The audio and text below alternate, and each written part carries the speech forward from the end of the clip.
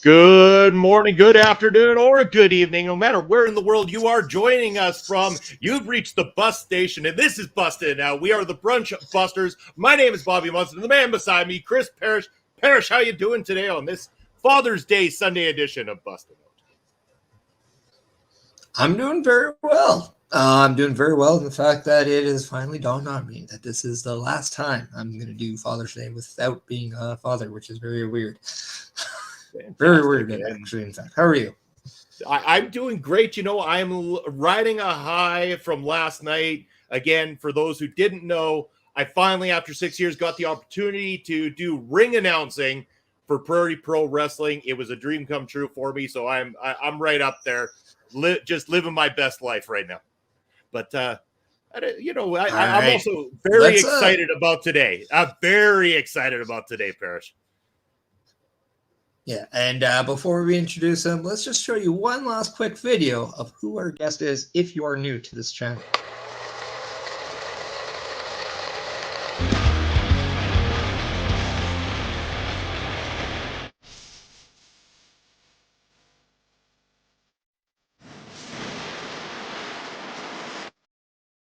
Yes, our special guest at this time, he is the leader of the BOMAYE Fight Club, the rightful owner of the Opera Cup, the #1 contender and soon-to-be MLW Heavyweight Champion of the world, the Suplex Assassin, Alex Kane. Yeah, all of those are true. All of those are true. I'm currently walking through the airport because my flight got delayed. So I thought I was going to be back a lot sooner, so I didn't have to do this while walking or sitting in a car. But we were making it work. Hey, glad you're able to join us. It is fantastic to have you on here. And just shortly before you do drape yourself in that beautiful MLW World Heavyweight Championship gold at Never Say Never, that is Saturday, July the 8th. when you finally conquer Alexander Hammerstone? Conquer, topple, put him out of his misery. You can say all of those things. He's had a long title reign. Some of it's been impressive, some of it not so much. Most of it has to do with him. But once I get to get my hands on the championship, it's like I said, it's gonna be a revolution in MLW. Things are gonna be different. Well, the best part about it is everybody can actually witness this live on Fight TV Plus. Go get your ass to Fight TV Plus so that you can watch Alex Kane finally become the MLW World Heavyweight Champion like he deserves. Parrish, I'm going to throw it over to you before we open it up to the chat as well, too. Get your questions in. This is your opportunity to speak. Parrish, what do you got for our guest? Yeah, and just preparing for your matchup at July 8th with Alex Hammerstone. How are you preparing for this match? Because I have to assume this is not only the biggest match of your career, but you're probably hoping, and I'm not even hoping, this is going to be a career-defining moment for you.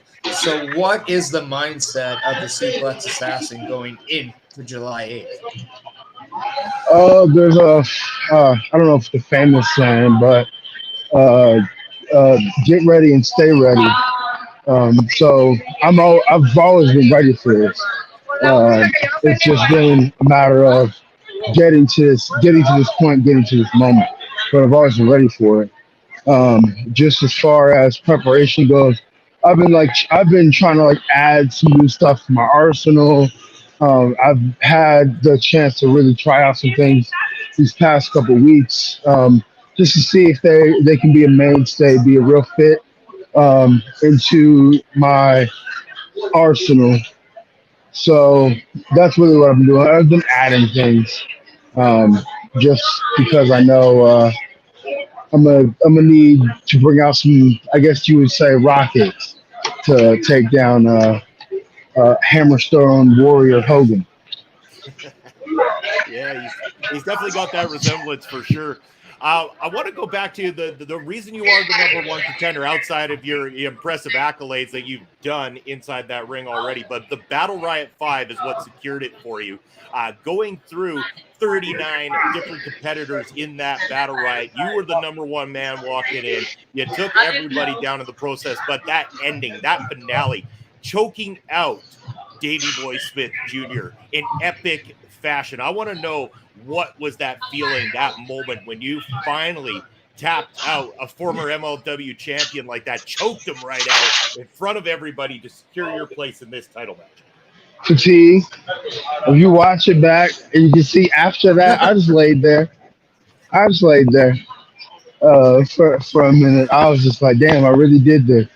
I really just did that because, when Court told me I was going in number one, I was like, damn, bro, why can't this be easy? Why can't I go in at number 40?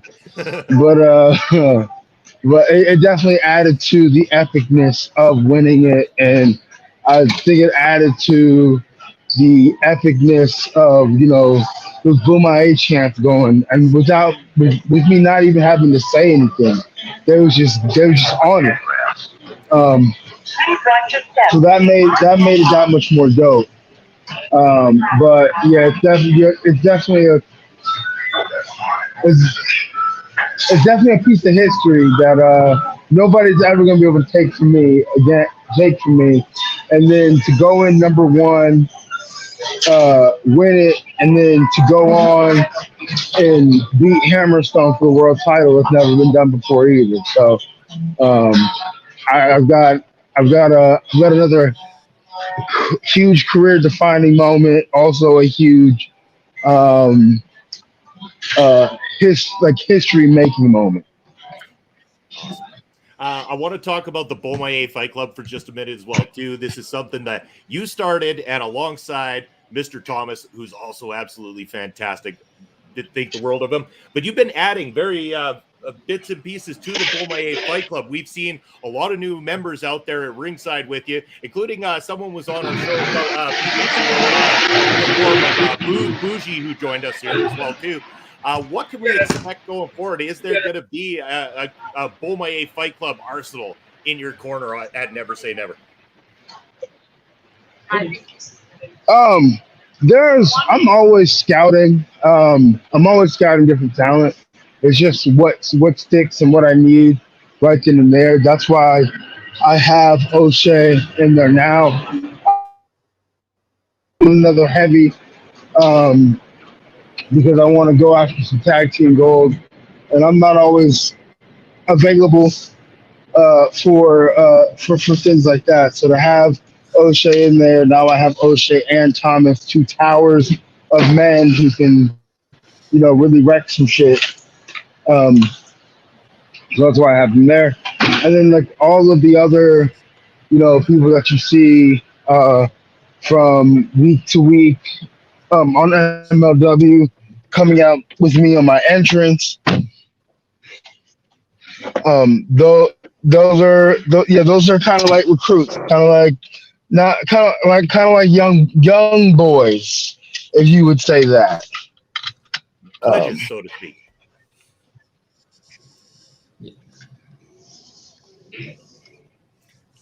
Can you hear me? Oh yeah, we can hear you. Sorry. Yeah, we can. Yeah. Yeah, one of the questions I kind of wanted to follow up from that is Bobby was a great introducer to MLW for me. And you, among the Hammerstones, the Fought-Twos, were definitely people that caught my eye really quick. For anybody who is, say, watching MLW for the first time and they are going to see the BOMAYE Fight Club, what can you tell them about the BOMAYE Fight Club to make them never want to change the channel if they're only hearing you for the first time, not seeing you, but like just hearing you, whether or not you guys are doing a promo or things like that? What is about BOMAYE that the fans are going to click to instantly? I think it's just the overall energy of it coming in the building. BOMAYE, it's fun to chant. If you chant it because it always gets me hype. So like I know it gets people hype, chanting it, and then just like getting behind the mission submission. Like, and it's not just like, I'm gonna put a submission move on you and tap you out. Like it's really like bending somebody to your will or bending a situation to your will. Making someone or something submit to you. That's kind of how I see it. I think those are really like allow people to tap into, the BOMAYE Fight Club and the movement. And then just like representation, because there's not a lot of there's not a lot of black like teams out there. But there's a lot of representation out there, but like you don't always get to see those. You don't always get to see those faces on big platforms and stuff like that. I mean, outside of like the major two. So there's also that component there. So it's like you're seeing people that look like you do cool things, and then if you're on the outside of that, like you're seeing your friends, do something cool or whatever, and you're cheering them on.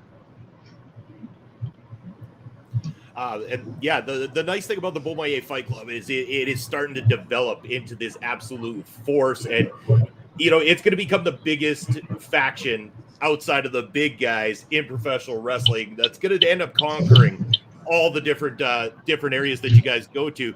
One thing I do want to talk about is you did mention that the BOMAYE Fight Club is going to finally unveil who the backer of the BOMAYE Fight Club is at Never Say Never. Is there any little hints or anything like that I can get you to admit to here on our show today as to what we might be in for at Never Say Never? Nope. You just gotta tune in and watch. It's gonna be huge. It's gonna be huge. Just gotta tune in and watch. I had to give it a shot. I mean, I wouldn't be doing my job if I didn't at least try here today. But we do have some questions starting to pour in from the audience there, and I think we're going to start with this question right here. Ed Fry's coming in. What does it mean to you to see MLW invest in you the way they have after having champions like Filthy Tom Lawler, Jacob Fatu, Alexander Hammerstone, and now hopefully, Ed, come on, not hopefully, and now when it will be Alex Kane in a few weeks? It's really it's so dope. Like I try to like play it down sometimes, but it really is dope. I knew that like my experience at MLW would be like a good experience. Like I would learn things and stuff like that, but I didn't know it was gonna be this. Like I didn't know I was gonna, have some of the feuds that I was gonna have. Win the championship that I won, and possibly be a world champion. Like that wasn't something like I was necessarily thinking about. Yeah, it's something that I wanted. I wanted to be world champion, because no matter where you go, you want to be the top guy. You want to be in that top spot. But for it to actually be happening and just to kind of watch the growth of myself. And to becoming a better performer on MLW and also being able to transfer that over onto the independent has definitely been a blessing. It's definitely been amazing. So if I am able to secure that victory on July 8th, it'll definitely be a childhood dream come true. Yeah, and that's, there again, I'm going to repeat, everybody, Saturday, July the 8th, MLW presents Never Say Never, that main event for the MLW World Heavyweight Championship. You can watch it live, people. Fight TV Plus. Get your asses over there and get subscribed, because you're going to be watching along with that show and seeing the crowning of a new champion. Parrish, I'm going to put her over back to you for a bit. Yeah, you said earlier that you love to yell the word BOMAYE. And we over here at our local establishment also like to yell a certain word. And we also have a tradition where we challenge our guests to what we call the OLE Pod Challenge. And what that is and I know you're at an airport, so I'm not going to ask you to yell, but if you want to yell, you can. But we do encourage it that when we challenge our guests, you yell the phrase OLE. Ole! Yeah. that OLE was very BOMAYE, if you ask me. Yeah. It was very BOMAYE-esque. It kind of, in my mind, they're not the same, but they kind of have, you got to have the same energy when you bring either one. It's all energy when we're talking BOMAYE. The people need the energy, that's for sure. Josh Joseph mentioned that he can hear the left turn signal from the car. Josh, ask legitimate questions, my man. We got a guest on here that is absolute goddamn royalty. Don't make statements, ask questions, brother.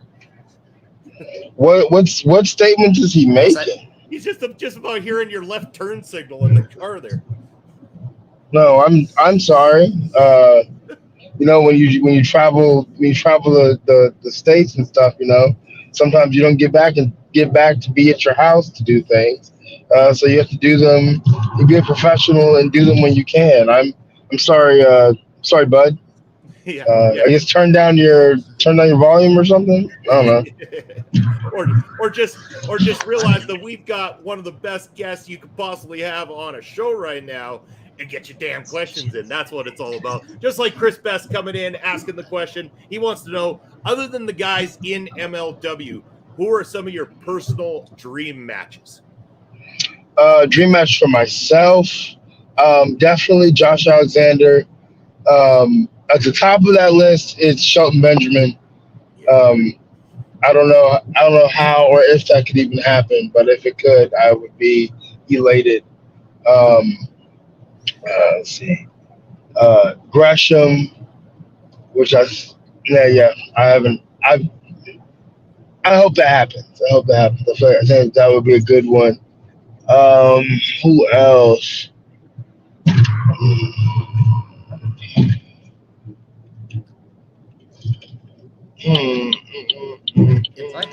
if I can make a suggestion, It would be cool. I would It would be love cool to go ahead. Go ahead. I was No, going to you make go a ahead. suggestion. How do we not see the dream match of the Suplex Assassin against Mr. Suplex City? How about Brock Lesnar versus Alex Kane to reign supreme of the Suplexville? I'd probably go the John Cena route and just let him suplex beat to death and win. Love it. That's fantastic. We do have another question coming in from Ed. He wants to know, who have you been in the ring with that you wouldn't have expected to have worked with so far in the Indies or in MLW? As far John Morrison, definitely, because I remember growing up watching him as Johnny Nitro, and even though like we haven't like wrestled like a full match or anything like that, it was just like we touched in the Battle Riot. That was cool for me. Ricardo Rodriguez, just being in there with him was cool. Taya Valkyrie, that was cool for me. Who else? The feud with Davey Boy Smith Jr. That was dope. Again, grew up watching him on TV. Who else? On like an independent side, Tom Lawler. I wrestled him before I got offered a contract from MLW, and that was a really, really cool match. Kind of coming out party for me. Those will probably be like my top. Also, getting to work with Savio Vega a little bit in my first Battle Riot.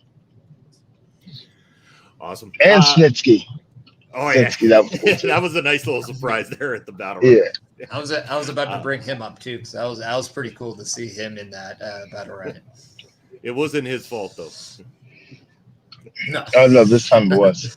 Yeah, I do want to ask, because I mean I've watched some of the work you did there with WXW Germany as well too.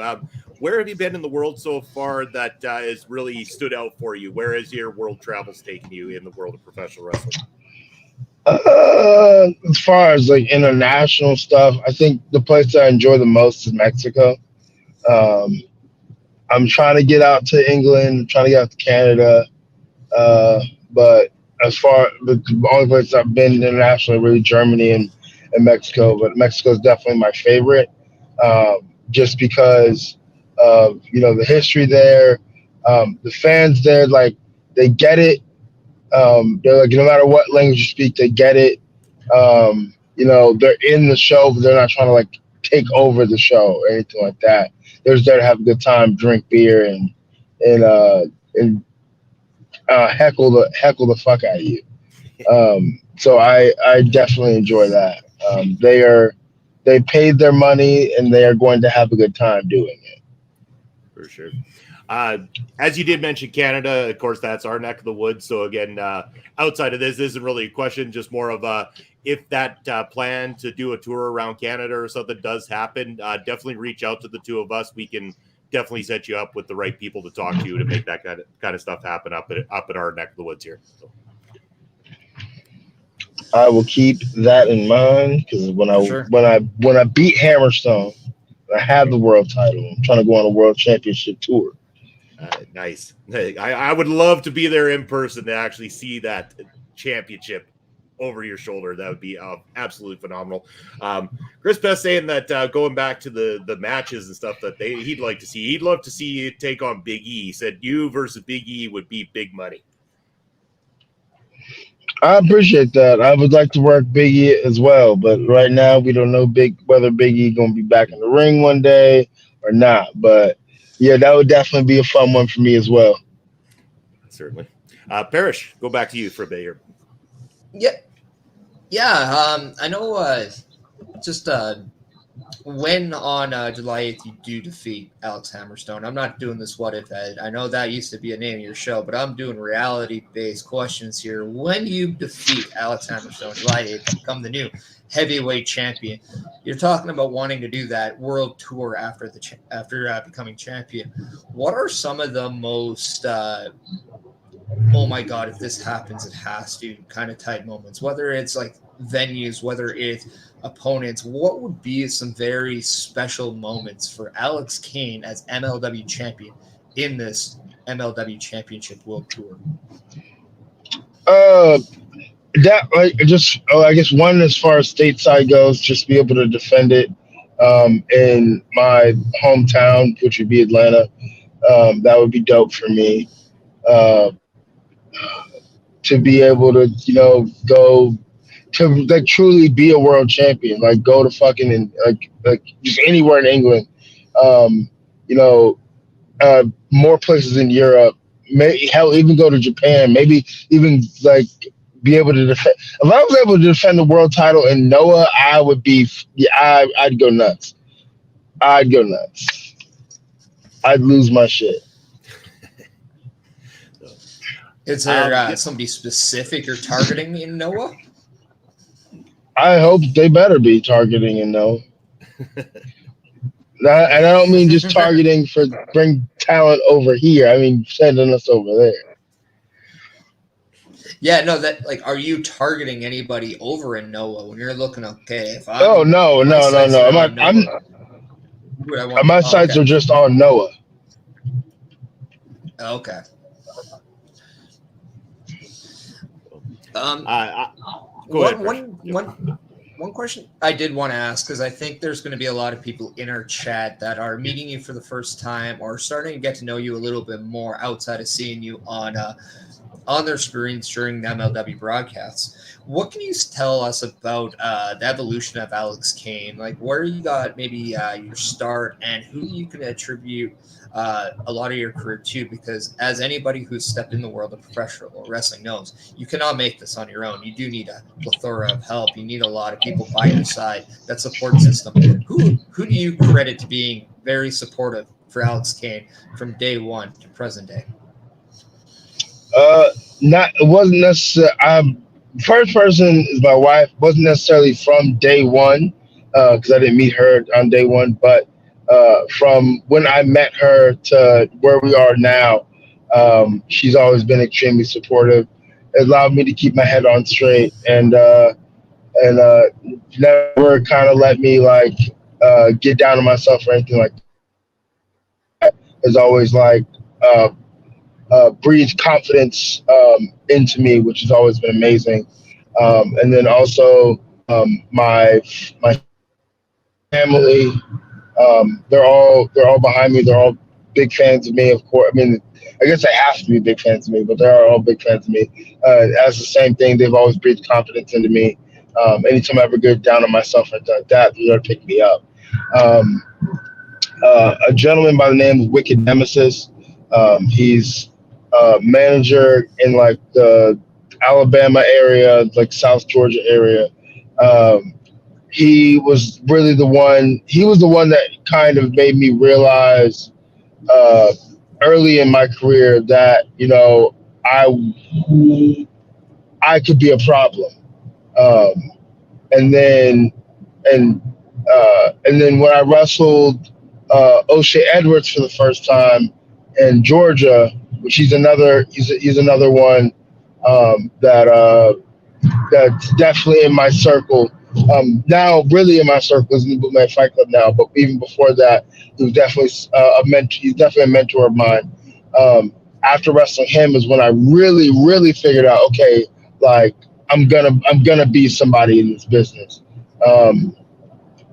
Because I mean, even though he wasn't necessarily like where he wanted to be, he's still very high profile as far as the independents are concerned. And then I don't know if you know him or not. I hope you do. Sugar Dunkerton. He's become one of my best friends, and definitely a mentor of mine. He's always given me free game here and there. He just gave me some flash drives with some tape on it from like World of Sport on it. So I can't wait to put those in the computer and get those cracking and get watching those and studying those. But yeah, that's really like who else? Also, I guess you would call her my manager, but she doesn't necessarily manage like bookings or anything for me. But she does make sure like my travel, like especially like in Indiana, goes smooth. Her name is Christina McCoy, as what we call her, Nina. She's one of those friends that you want if like somebody fucks with you and you need somebody that's just gonna run up on that person or whatever, no questions asked. All you gotta do is bail them out of jail. She's that kind of friend. She's really, really awesome. But yeah, that's kind of my circle. I mean, also, I guess in MLW, Thomas as well. Like, when we first met, like, the chemistry was instant, but it wasn't like as solid as it is now. But like, I definitely knew, like, once we were put together, like, just kind of the way he is, it's very encouraging. He's not with the bullshit of you again being down on yourself, talking down on yourself or whatever. Like, he's about like, positivity and just like having the best time. And then he has like the experience from Shakara and stuff like that. So that's also something that I can tap into. But he's also made me a better wrestler as time has gone on. So that's my circle. Awesome. That's awesome. One more thing I'll go with here is people talk a lot about Mount Rushmores in wrestling or four pillars or anything like that. When it comes to the BOMAYE Fight Club, outside of yourself, who would you love to see be the four faces of the BOMAYE Fight Club, whether they're currently in there right now or somebody that you've got earmarked to be there one day? I would never want to like, I don't know, like say like, okay, these are the four faces. Because in all honesty, like not even to be like selfish or anything, I am the face of it or whatever. But to have, I guess, like some dream people to have in it, O'Shea is one of them. Suge is another. Jordan Blade would be a cool addition to it. Because I'm probably not gonna name anybody that like is like already established somewhere, or, like already been on like a major television thing or whatever. Because there's no, you gotta have like a certain swagger about yourself. You gotta have a certain look about yourself. You gotta have just a certain way of carrying yourself for me to even consider you ever even being in the BOMAYE Fight Club. But yeah, those people definitely. Bougie would be cool to have in there. I like his energy. I like that he is always open to criticism, and I like that he listens. Because a lot of people don't listen to constructive criticism. It's a little annoying. Yeah. Great selections. Glad you mentioned Bougie. We got the opportunity to meet with him a few weeks ago on the show here. He is phenomenal. He's going to be a star on the rise as well, too. We're looking forward to seeing more from Bougie. But Parrish, I'm going to go back to you, brother. Yeah, I don't want to step on your reins on the Rushmores, but I think I have an even better Mount Rushmore. We're talking to the suplex assassin. I want to know, what are your Mount Rushmore of suplexes? Oh, okay. Okay, so number one at the top of that list is the Marky Kane, because it's what I finish most matches with. So that's number one. Number two would be the X-Plex, which is the Kane-Ageddon release suplex. Number three, Tiger suplex. How many spots are on this Mount Rushmore? 4 or 5? Just 4. 4. We'll give, and then my last one.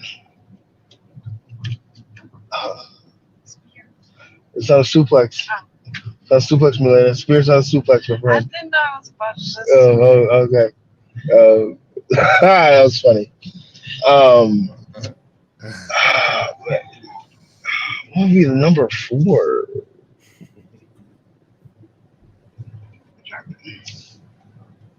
Oh, the I don't know if you watch Fox do it. I do it sometimes, but it's like a spin out brain buster, and it's so much fun to do.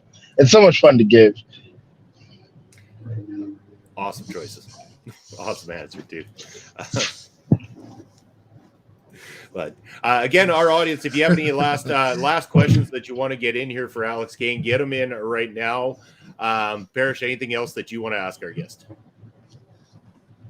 Yeah, right before wrestling, found out that you used to play rugby. So I wanted to ask, what did rugby do to help you prepare for professional wrestling? I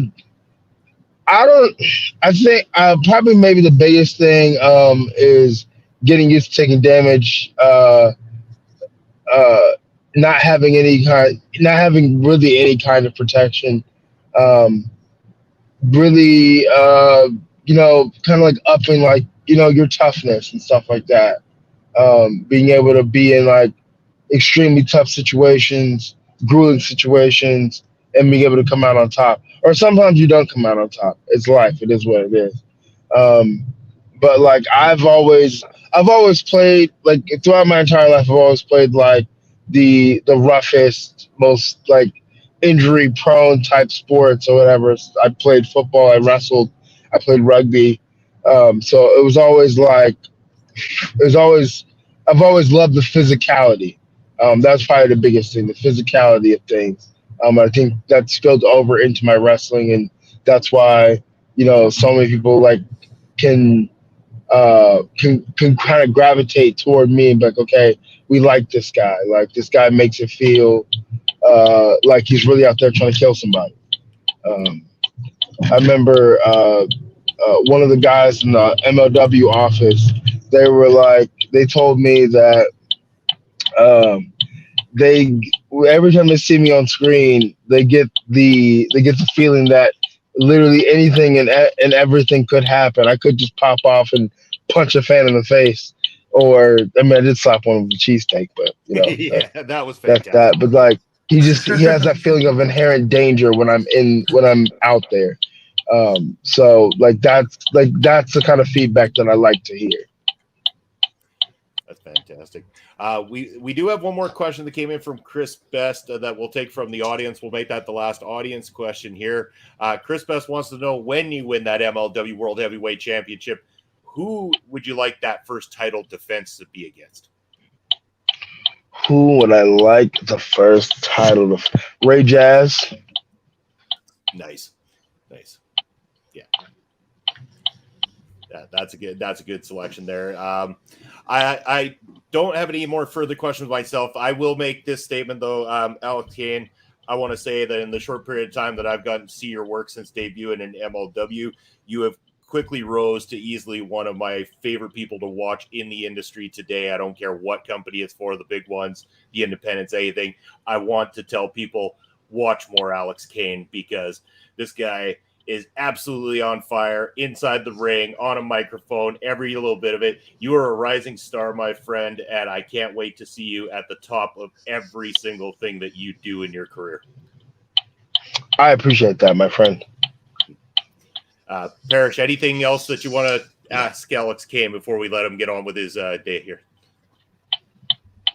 Yeah, well, I also just want to kind of shout your praises too, because as I said earlier, Bobby really got me into the MLW. I didn't watch a lot of it. I knew about it, so I feel I got to learn a lot about not only who you are as a performer, but what really the company stood for. And one of the things that I love seeing is just the uprise on new talent and just new bodies. And I love what you're doing. I love where the growth of the BOMAYE Fight Club is going. And I can't echo the praises as well as Bobby, but you're going to be an absolute star in this business. And I really am so happy not only just to kind of meet you, but get to be chatting with you for this time. And I just wanted to say thank you very much for your time today. We do appreciate it. And not just good luck, but an early congratulations before July 8th. You completely deserve it, my friend. Thank you. Thank you for having me. Yeah. We do want you to take this time, though, to plug your socials. We do have a ticker up on the screen for people to check those out at, but also anything you got coming up outside of Never Say Never on the July the 8th. Let the people know where they can follow Alex Kane and find you. Yeah, follow me on Twitter at Alex_Kane11. Follow me on TikTok at Alex_Kane11. Instagram at Suplex Assassin. YouTube, just type in Alex Kane. You'll see my beautiful face.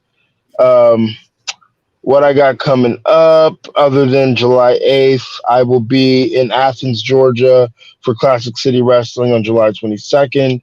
And I'll be back in New York July 29th for Jobber Slam Battle Club Pro. Awesome.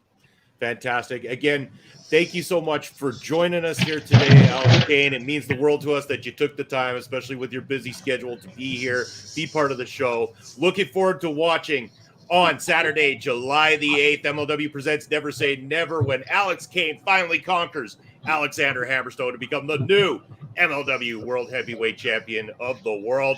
Thank you so much, sir. BOMAYE, and have a great rest of your day. Thank you. You guys have a good one. Yeah. Take care. Thank you. Oh, man, what a great conversation. I know that, again, like Alex Kane taking the time, he's just got off that late flight today and still made the time for us here today. So, and the chat, thank you guys for being respectful and asking some great questions as well too. I love this. Parrish, how do you feel about this one? Yeah, I mean, anytime we get an opportunity to sit down and chat with somebody, it's always really cool just to understand who they are, right? It's almost like in this new age of professional wrestling, you really want to go to a wrestling show, love who you love, but also get that behind the scenes feel, right? And this is kind of a great way for us to do it. So it was really cool not only to learn a little bit more about Alex Kane. Hello, Tara. Amazing. Great timing. How are you doing? First and foremost, you did however, miss Alex Kane, but please, if you can go back and watch it, if you're willing and wanting and able. But I also want to just say that we didn't get the opportunity to out loud say hello to all our friends in the chat. Again, all you guys, like, thanks for joining in. Yeah. Like, whether it be Dare Amazing, Barry Monkey, Chris Best, Ed Fries, Basser, Melball, all of you. I know that when we have a guest on screen, it's a little bit more difficult to be shouting out names like we normally do on the show, but we do appreciate everything you guys do and absolutely love you the hell out of you for it. Barry coming in, interesting interview, but so many left turns. I'm worried he was driving in circles. He was making the loop, making the time for us here on Busting Out. He had to keep cruising around to make sure everything was good. So, I mean, yeah, it happens, guys. Like, that's the thing when it comes to professional wrestling. You have bookings, you have delays in flights, all that kind of stuff. But he still made the time to be on here for the people and talk about what he's got coming up. So I can't thank Alex Kane enough. No matter what capacity he joined us, it was an amazing time to have him on the show. Really glad that we got to talk to him.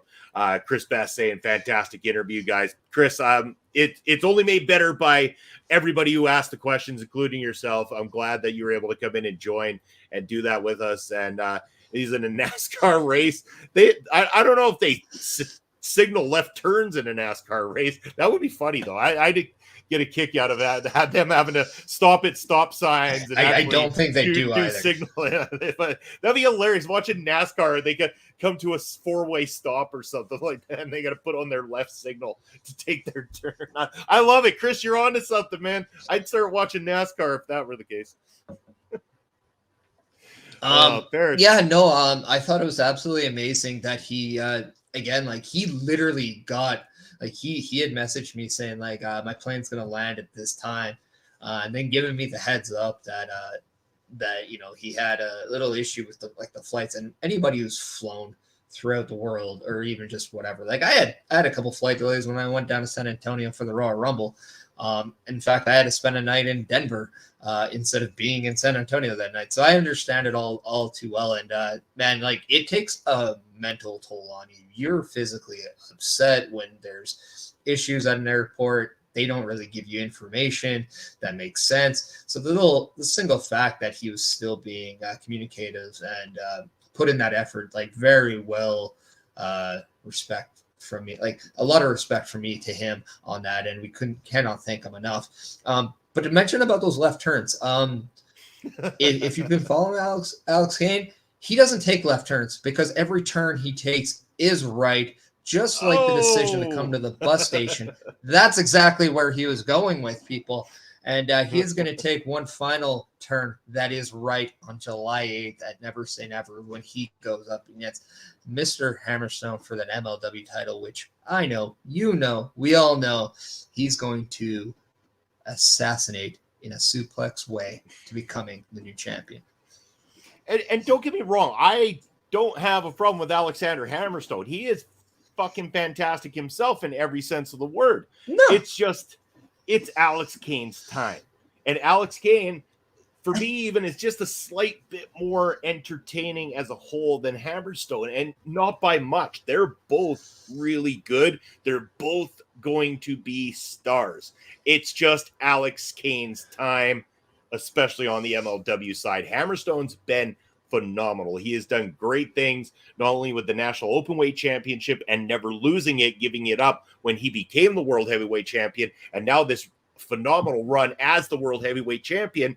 It goes without saying, that is why this is a big money match. This is why MLW is pushing the hell out of it and making this the focal point of Never Say Never, especially being the first time that they're ever bringing you a premium live event that you can subscribe to and watch in a live capacity.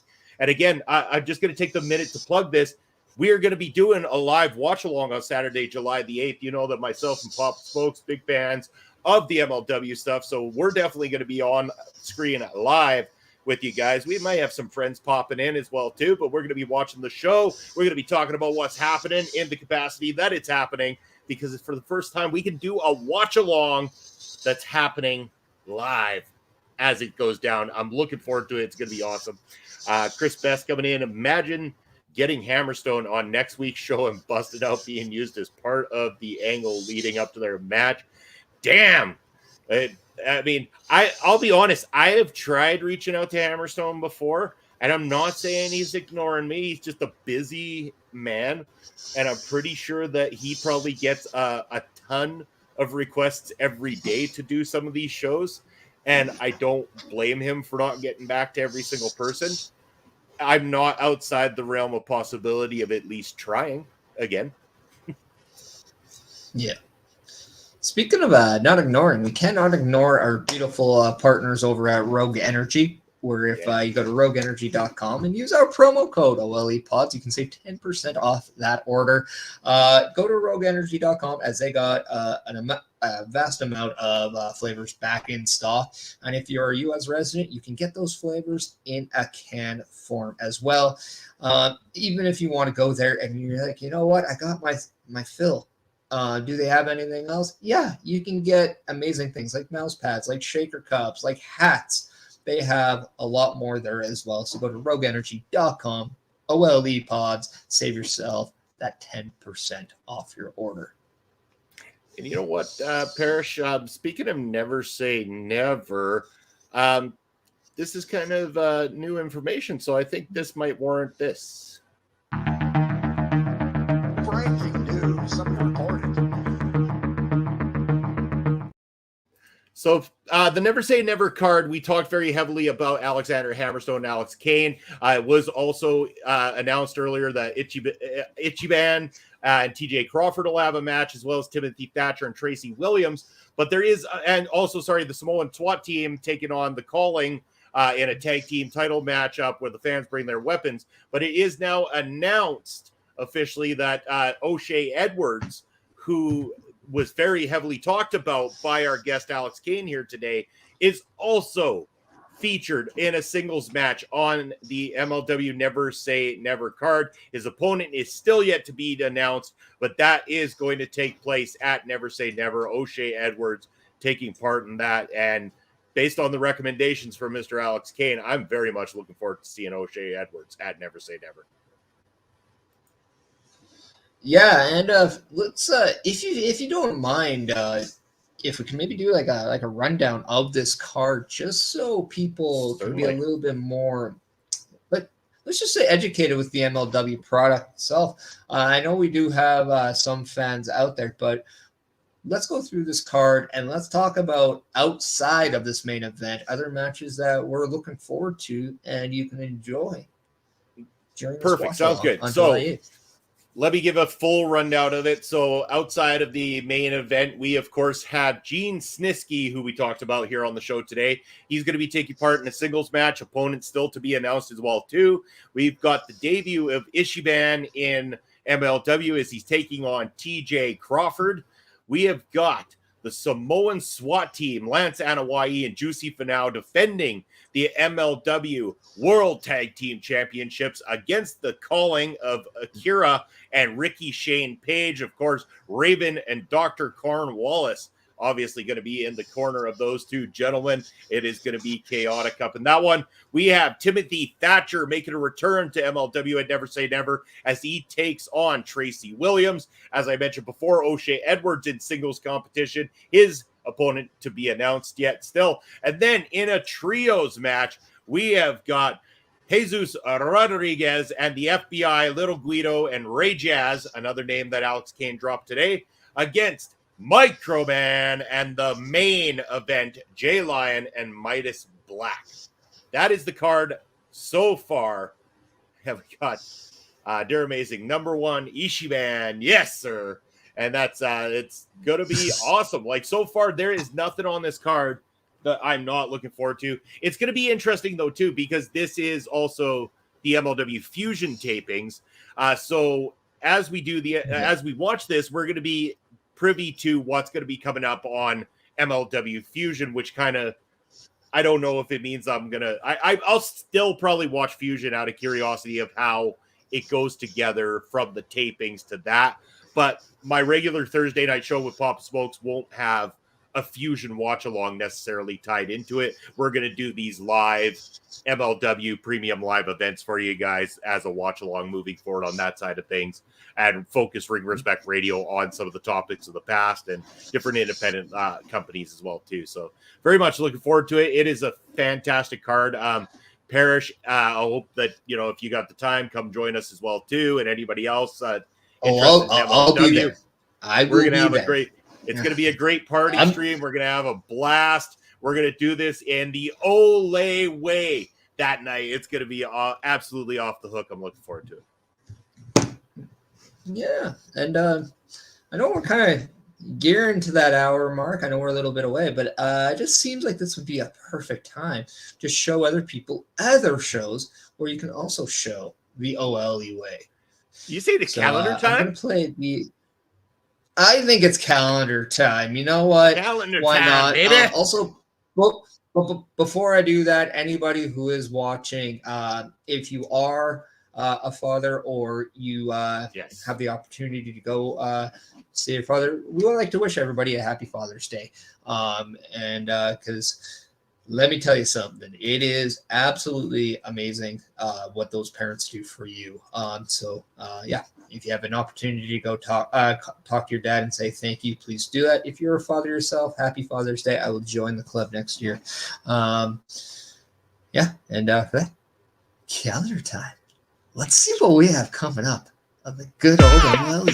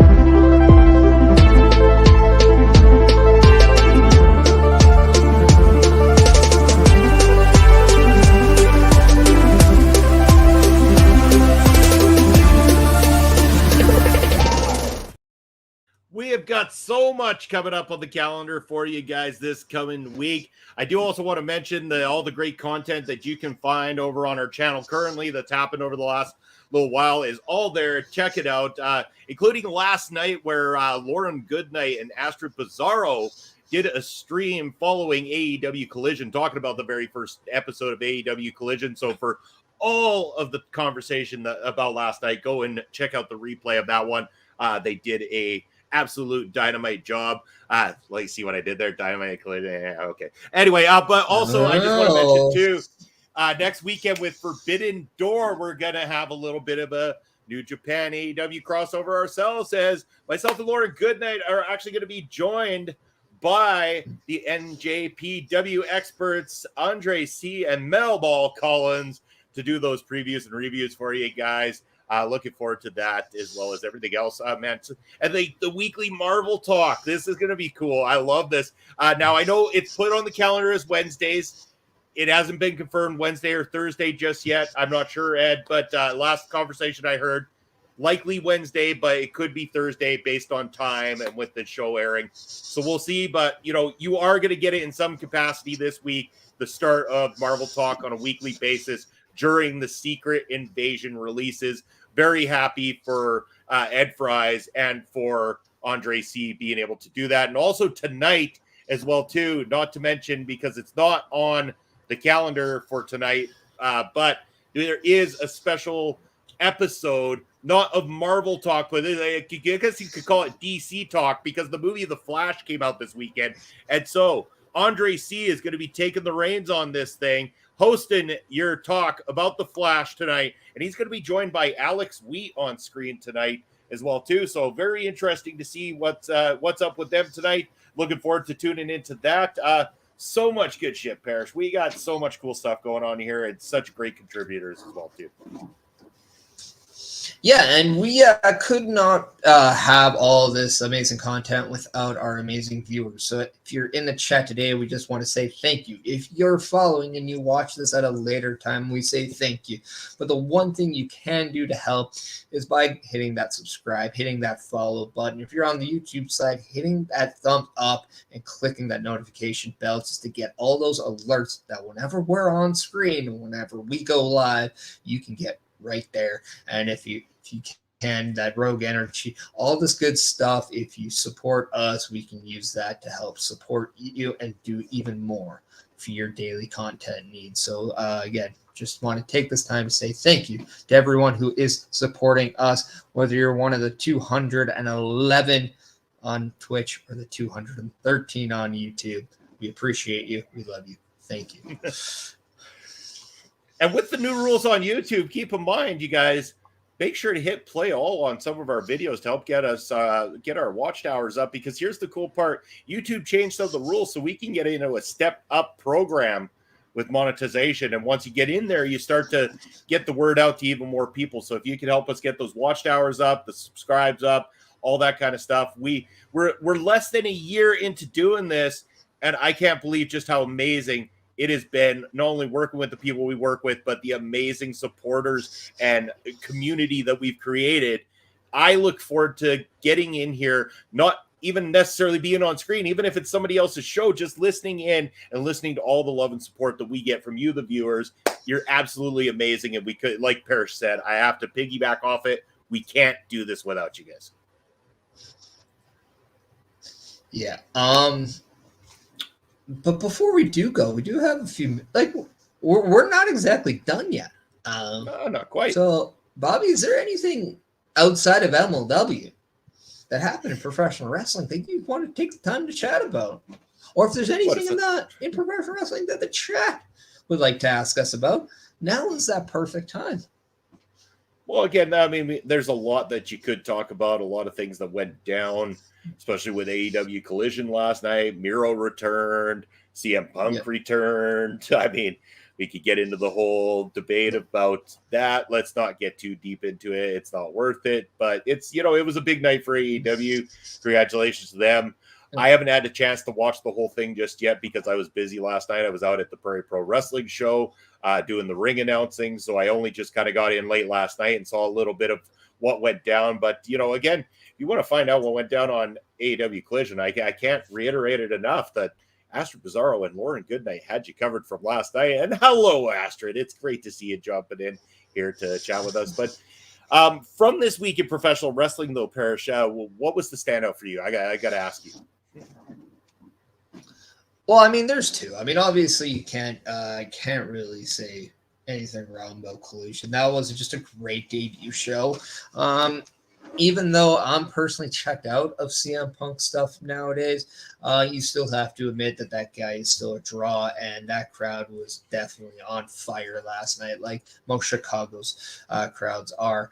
But I still have to go back to Friday and just that finale segment on SmackDown. Hello, Throwback. How are you doing today? Thank you for joining us. But I have to go back to Friday on SmackDown, and we saw Jey Uso confirm his decision, and that is him as well as his brother leaving the Bloodline in just a dramatic fashion, storytelling at its finest. Now hearing that the Usos are going up against Solo and Roman at Money in the Bank, the Bloodline Civil War, absolutely amazing. Just when you think the story is nearing its completion, there's still sparks and there's still gold coming out of it. It's just amazing, and I cannot wait. I truly cannot wait for when this story finally ends, because it's going to be one that we look back 5 years down the road and just say, holy crap, start to finish, that was amazing. And Chris saying he stands by what he said on Turnbuckle Talk this week and waiting to see where the whole Punk thing is in 3 or 4 months. That's a fair assessment, Chris. 100% fair assessment. And I think a lot of people are probably in the same boat as you. Is this we'll see where it leads us and where it goes and what they do with it. And that's the big key factor there for sure. But going back to what you said, Parrish, yeah, just again, like I think I said it a couple weeks ago about them, milking what's left of the cow when it comes to the Bloodline storyline.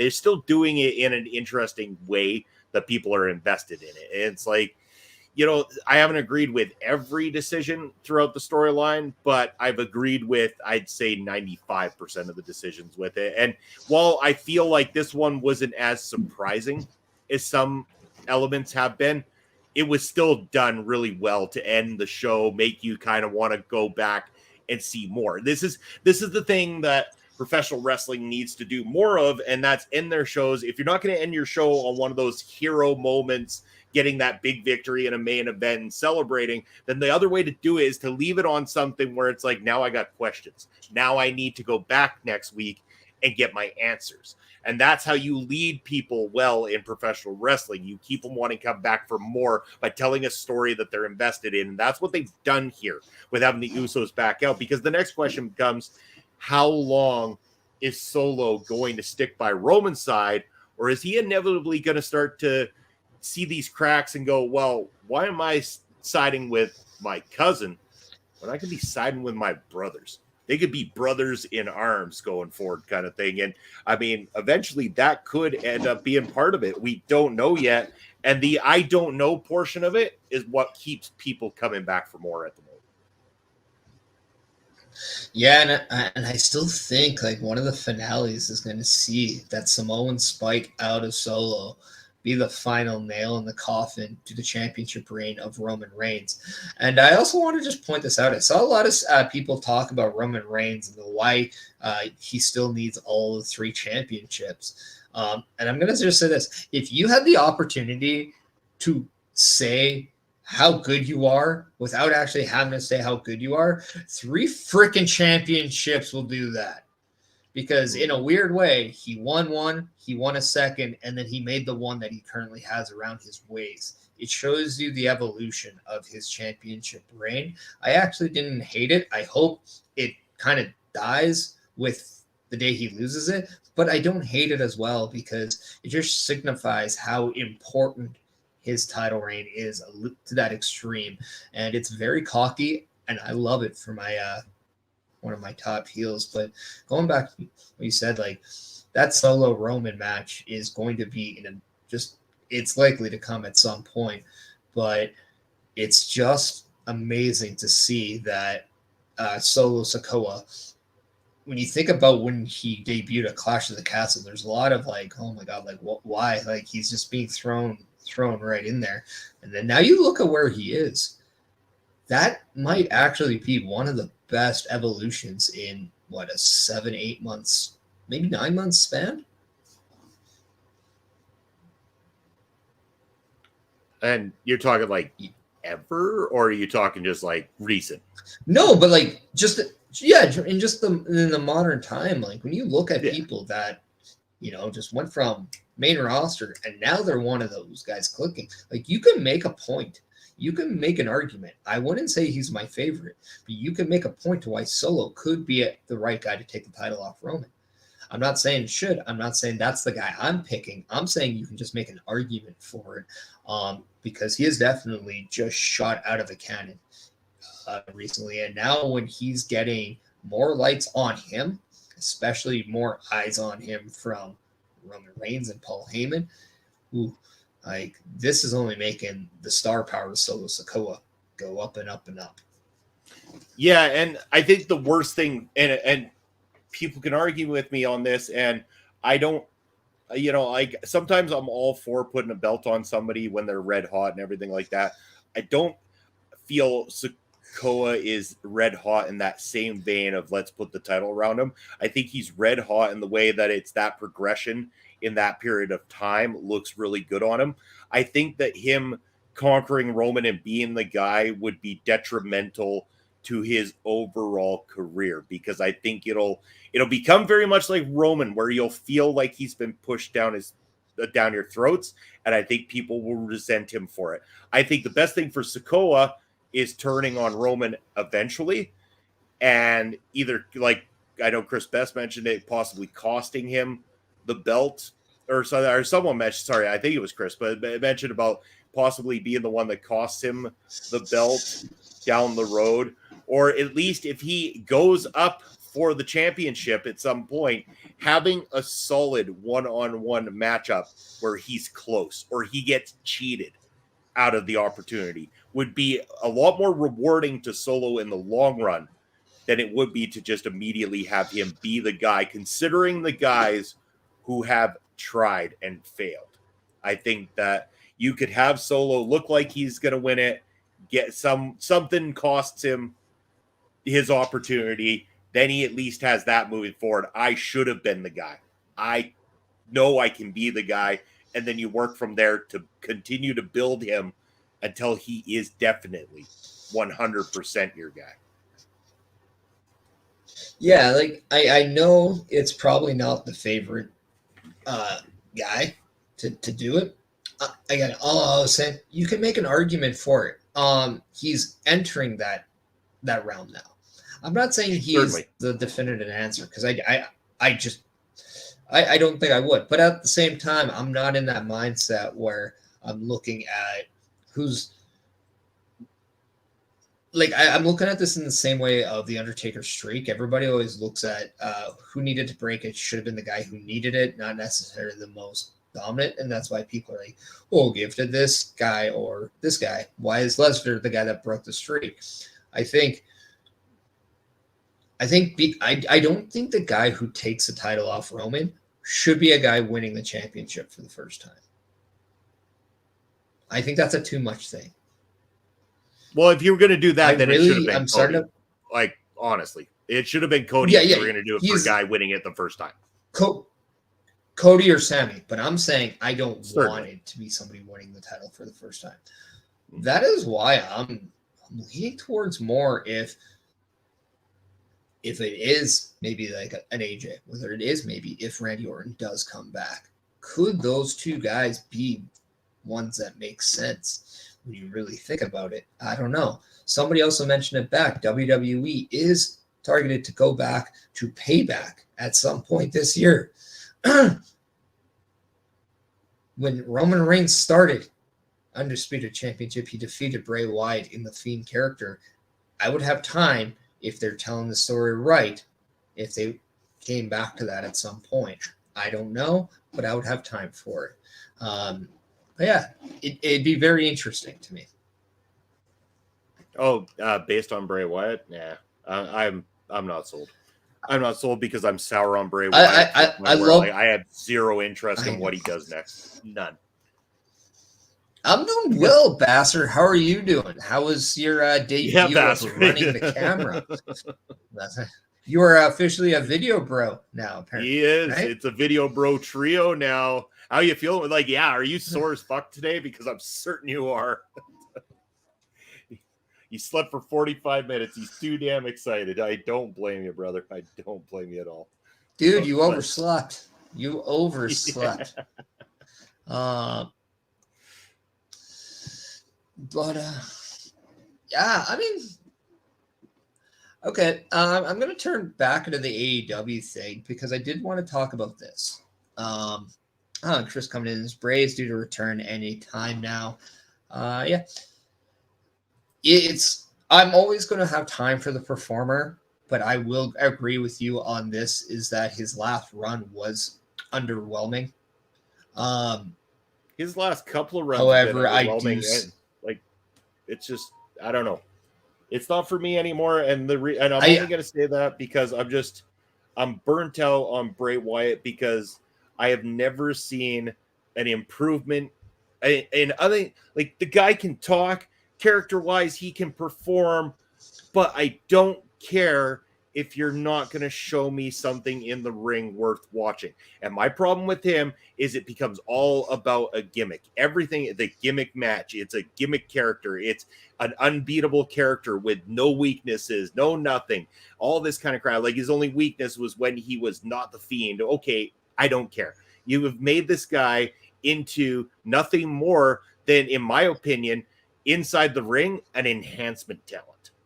Outside the ring on a stage of performing as a character, he is top dog. Inside the ring, he is nothing more than what they used to call a jobber. I've said it. I'm sticking by it.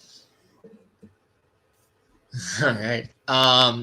So I'm taking that. I'm taking this kind of towards back to AEW because I wanted to talk about the one thing. And that is when CM Punk came out, he had that red bag. And the reference is that it was the AEW world title that he had won. Now, it kind of irked me because to me it made a lot of hot garbage sense in the sense of, dude, you know you won a title. Yeah, sure you're. Whatever. I don't care. You became the AEW world champion. You got hurt. You're gone for 10 months. As somebody that has wrestled for as long as him, where was his goddamn respect of the fact that he is not the champion anymore?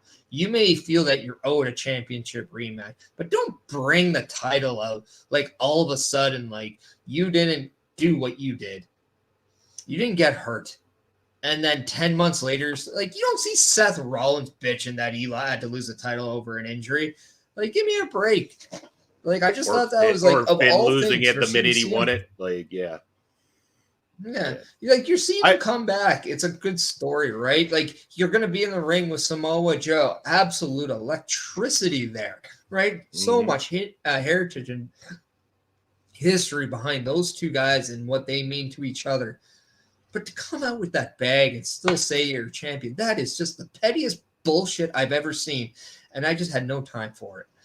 That's why I was 50-50 on the whole thing. I was, okay, like, first of all, I was never a big CM Punk fan. When he was in WWE, I know the guy can work. I just was not, I didn't connect with what he does ever. When he came over to the AEW side, I'm like, it's a bit of a breath of fresh air over in AEW because his quality of work is there. He can clearly talk on a microphone, even if I'm not always into it. And he was doing these homages to classic matches of Bret Hart and all the guys that he grew up loving, Roddy Piper and stuff. And I really appreciated that. I'm not even going to get involved with the backstage bullshit. I don't care. I think everybody acted like a bunch of fucking children and that nobody was right in what happened. That's my opinion. That is not fact. It's just an opinion. Just like everybody else's opinion of the situation is an opinion. But the thing is why I'm 50-50 on it is because I'm with you on that one. I thought that portion of it was stupid. I think it buries the work that he's become in becoming the champion, as if CM Punk's like, no, you're not champion because you never beat me. Well, no, he's been fucking carrying the company on his shoulders now while you've been away, pouting kind of thing. So sorry, like pay some respect to your actual champion. And not only that, I thought what I did like was a little bit of the arrogance, because CM Punk's known for his arrogance and just shooting from the hip on not being apologetic. And the fact that he came out wasn't in any way apologetic was exactly what I expected from him, but in a delightful way, because I mean, it's going to make him a divided, whether you love him or not, he's going to be that 50-50 guy now. There's going to be people who hate the absolute living shit out of him. There's going to be people that love the hell out of him. And you could see that even last night, that some of the crowd were torn. Like, some loved it. I mean, we're talking about Chicago. Like, this should have been 100% CM Punk territory. And it was, I'd say, because it was Chicago, it was about 60-40. Anywhere else, it might have been the whole different direction. I'm not sure. But when he got in there and said, for all those who feel you deserve an apology, I'm sorry that you're softer than the wrestlers you support. I thought, if you're going to play this guy up like that dickhead that he can be, then this was beautifully done. But it didn't need the elongated title belt in a red bag bullshit. They could have eliminated that whole thing, tightened this up a little bit, and it would have been a lot more effective. I think that you buried your title and buried your champion with that comment, personally. Personal thought, anyway. So. Yeah, I just didn't think it was warranted. Like, and I just didn't think it was needed. Like, I don't think anybody was watching CM Punk thinking, you know what, this guy still should be AEW champion. Like, I don't think there's a single person that was thinking that. So it was, to me, a little too much. But that's what I've, not to like bash AEW, but it just is something I've come to expect with AEW, is that they give you that little bit more, whether or not it's really needed or not. That's just kind of what they do. And that can, in good, bad, indifferent, who cares? It, like you said, it's all opinion based. But my thing is, if you're going to do this brand extension and you do want to create a champion on that brand, I can understand it.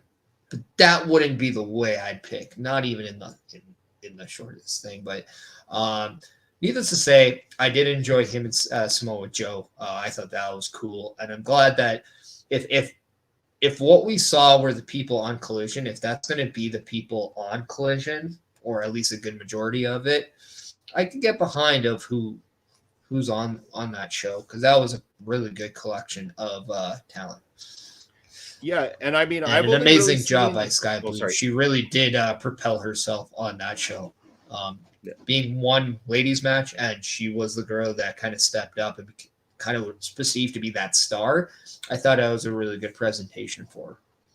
Yeah, I haven't had the time to watch the show in full. I've seen some of the highlights and stuff like that, and honestly, from what I've seen so far, it felt like a stronger, more put together wrestling program than necessarily what we've seen from AEW television to date so far, which is definitely something that's piqued my interest. It certainly has piqued my interest, because that is what I wanted from AEW from the get-go. It's the talent is there. Yeah. The talent is definitely there, but I wanted something that was less the entertainment side and more of the wrestling side. And I think that was seen a little bit more with Collision, and that might be the best thing for their programming, is to have at least one show that feels different. And even the ring felt different. A lot of the stuff felt different about Collision compared to Dynamite and Rampage, and that's what I really enjoyed about it. Yeah, and I want to also give a shout out to their stage. It looked cool as hell. It did. Yeah. That was a nice looking stage. Like, let's I mean, WWE, that's something that I think we can all say you need to get back to, are these, separate stages, because that's what I remember my good old WWF being known for back in the day, especially the old Backlash one where we had like the swinging gimmicks going from left to right when in the entrance. That was cool. It looked like somebody was going to get taken out by one of these big swinging sickles or something like that. Yeah, and they would always use it as a prop for their hardcore matches. Like, somebody would use it as a swing. It was always innovative and cool. Like, it was just different. And then I think that's what people are drawn to. It's cool. It's that cool different nowadays. But I don't know. Can't say anything bad about the presentation of Collision. It was a really great presented show. So I'm definitely excited to see kind of where they go.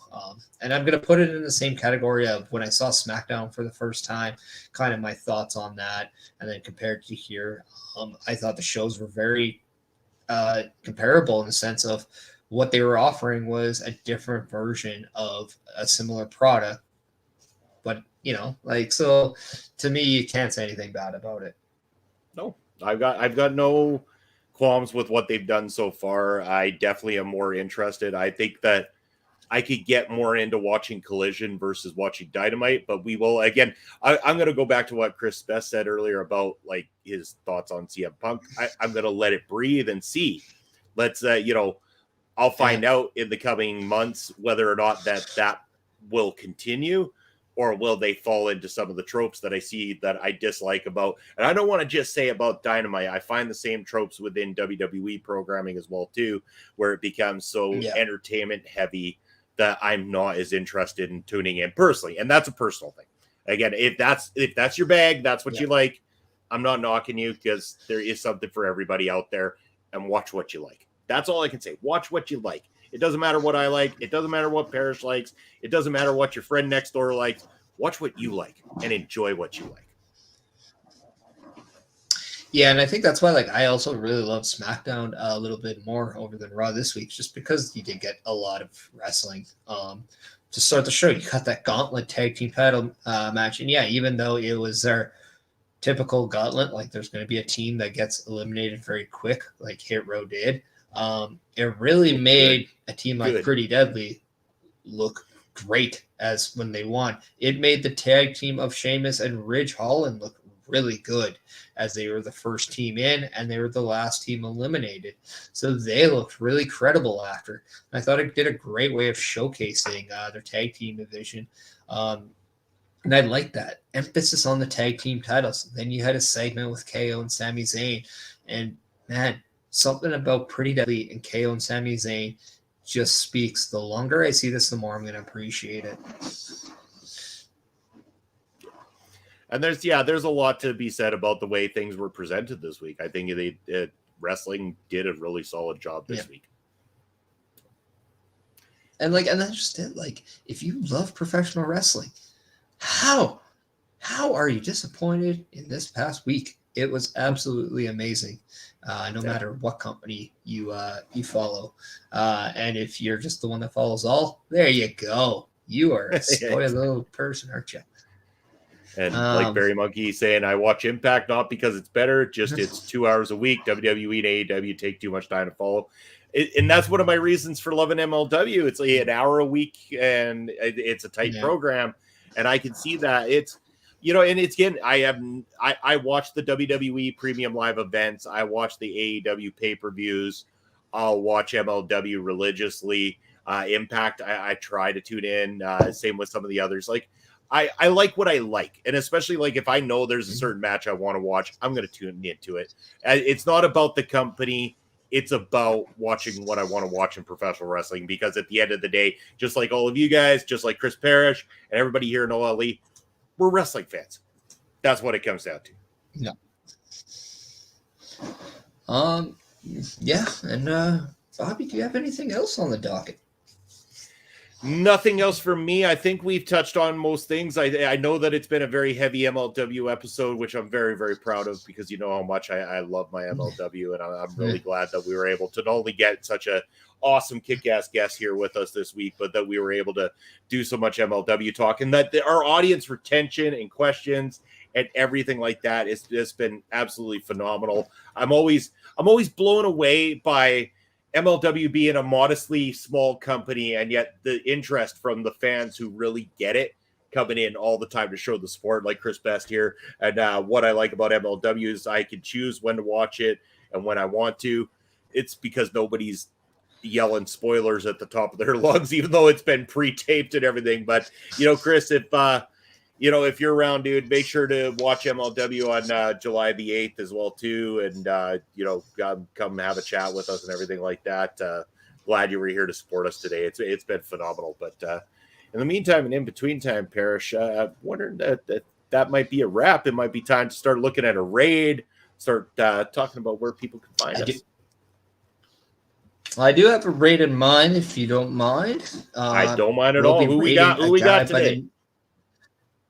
A guy by the name of Trademark Music. He is playing WWE 2K23. Somebody that I just recently checked out. Go give him a shout out, and maybe just if you like him, follow him. But also tell him who sent you. Tell him that our local establishment sent him. Tell him that Busting Out sent you. Chris Parrish, Bobby Munson sent. Yeah, and show him that OLE way. But before we do that, Bobby. But as the tickers come up below, the episode that I'm sorry. Well, I was just gonna rename this episode. I know it's episode 43 with Alex Kane, but we had BOMAYE or BOMAYE. We have OLE. How about BOMOLE? That's the name. BOMOLE. I like it. BOMOLE. We just throw them both together. It also works for Busting Out because the BO's in there as well too, so it's all perfect. But again, myself, Bobby Munson, you can follow me at the links or the different socials that the kids all talk about down below right there. You can also catch me as part of the voice of Prairie Pro Wrestling along with Papa Smokes every Saturday with new batch releases. Of course, this coming week, I got a busy week ahead of me. Thursday night, Ring Respect Radio. You're going to be able to join me on Sunday, of course, for all new Busted Out. And that same Sunday, paper reviews. We're going to be kicking ass and taking names all over the place this week. Looking forward to it. Parrish, get your ticker up there, man, and tell the people where they can find you. Yeah, you can follow me on all my social medias, whether it's my Twitter at Chris Parrish. You can follow me on my Instagram at Chris.Parrish, my Twitch at the Chris Parrish. Also, I'm on Kick, people. I haven't posted, but I do want to start that community right away. So go follow me at Chris Parrish. What I have coming up, you can watch me on the Monday Night Watch Alongs every Monday with Carfell, Chris Best, OMD, Bubba Duke. Who knows it's going to show up? I usually show up halfway through because my work doesn't like to say, hey, go do your thing. They don't do that. They like to do their own thing. That's cool. And then every Sunday you can follow me with that guy right there, Bobby Munson, as we have Busting Out. And also, if everybody is planning to watch Money in the Bank, you can follow me at my Twitch at the Chris Parrish, as I will do a watch along. And I'm not opening this up to just the people in OLE. It's for everyone. So if you want to come and be a part of this watch along, please give me a shout, give me a message, because I will definitely squeeze you in. Do that. And if you are following us on the Twitch side, in about 6 seconds, you'll be rated to Trademark Music. So again, go say hi. And and also Wednesdays, Wrestle Draft. I'm getting right back in there, man. I'm like this close. I've overpassed Bischoff, you bastard. Suck at third place. Ed, coming for you, man. It's happening bit by bit. Barry Monkey, thanks for joining us. Made a fish curry with the rice while listening off. Perfect, man. Love it. Love you guys. And I guess you could say, from myself and Chris Parrish, until next Sunday, you've been busted. We'll see you soon.